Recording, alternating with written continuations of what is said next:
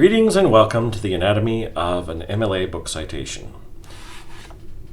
In this tutorial, we're going to briefly introduce MLA style citation and provide you with a basic example of an MLA book citation, which we will then dissect, describing each of the constituent parts of that citation, why they're included, and how to format them in the citation. Hopefully, at the end of this video, you will understand the basic principles of citing a book in MLA style, and you will be able to construct your own basic book citations. To start out with, what is MLA citation? The MLA citation style is laid out in the MLA handbook, which follows the standards adopted by the Modern Language Association, hence the acronym. This citation style is used most commonly by English composition, English literature, rhetoric, and foreign language courses. As of 2021, the MLA handbook is in its 9th edition, so the version of MLA citation we will be covering in this video is MLA 9th. Okay, so now we know what an MLA citation is. How do we create one? Well, this is where we get into the details of dissecting a citation to show you how it works. However, to really get the most out of this part of the video, it helps if you have the proper tools, at the very least a paper and pen or pencil, and maybe some highlighters if you think they would help. Feel free to pause the video now and collect your tools. Got everything? Great! Okay, so here you see the book citation we're going to dissect. Take your paper and write this citation exactly as you see it on your screen in the center of your piece of paper. Make sure to leave plenty of room for notes. Go ahead and pause the video while you write down the citation. Ready? Awesome. So I'm now going to take the citation apart piece by piece and describe each part, why it's there, and how it's formatted. As this is just a basic example, I may refer to some other situations you may come across while citing sources. If at any point you need more time to make notes about what I'm talking about, feel free to pause the video and then start again when ready.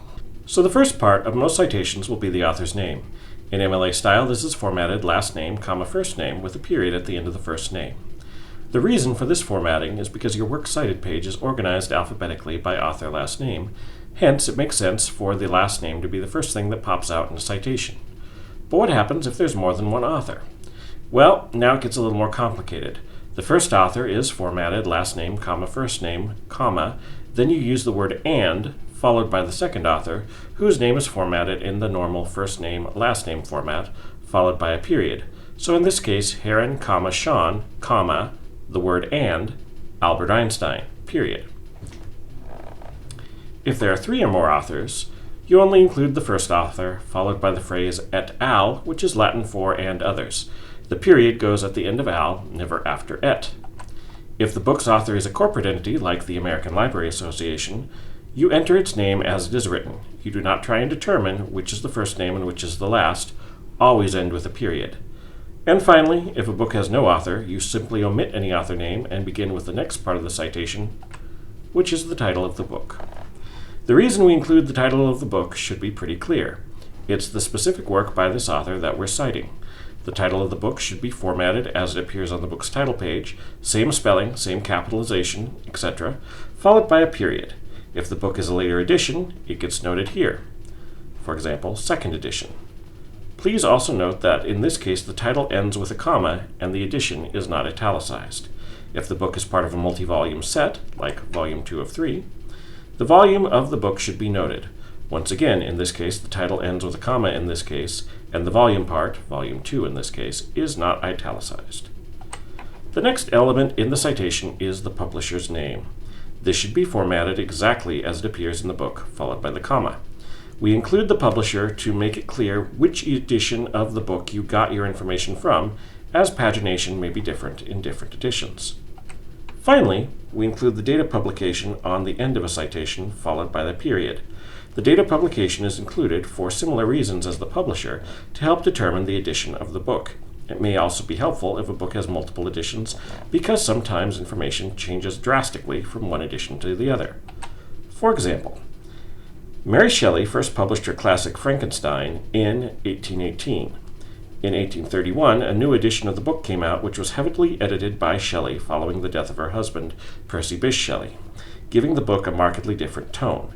In this particular case, the edition of the book you're reading matters a lot. But what about ebooks? Well, for an ebook, you include all the information I've just noted, But you also need to add a note that you are using the ebook edition of the work which you are citing, which is done by adding the text ebook ed for edition, period, capitalize the E, right after the title, and end this new section with a comma. It is helpful to point out here that if your citation includes more than one line of text, the second line is indented. This type of indent is called a hanging indent. That takes care of the bibliographic citation, but the bibliographic citation is only one half of a complete MLA citation. Every MLA citation has two parts, the bibliographic citation and the in-text citation. Why do you need both? Well, the bibliographic citation helps your reader know what article you got the information from, but it doesn't tell the reader what part of your work was taken from that work, nor does it tell the reader where in the article you cited you got that idea or quote. To learn more about in-text citations, check out our tutorial, In-Text Citations, MLA Style. Now, obviously, there are a lot more types of sources to cite than just books, and there are a lot more situations for citing books than we've covered in this brief video. If this video didn't answer your question, there are more resources available to help you cite your work. The Purdue Online Writing Lab, or OWL for short, provides an excellent website covering a lot of different scenarios and rules for MLA citation. To access the OWL, simply type in Purdue OWL MLA into Google or the search engine of your choice. You can also reference the MLA Style Guide itself by typing MLA 9th into OneSearch. Finally, you can always contact the librarian for assistance. You can email us at libraryhelp, one word, @cpp.edu, or call the reference desk at 909-869-3084. Thank you for watching.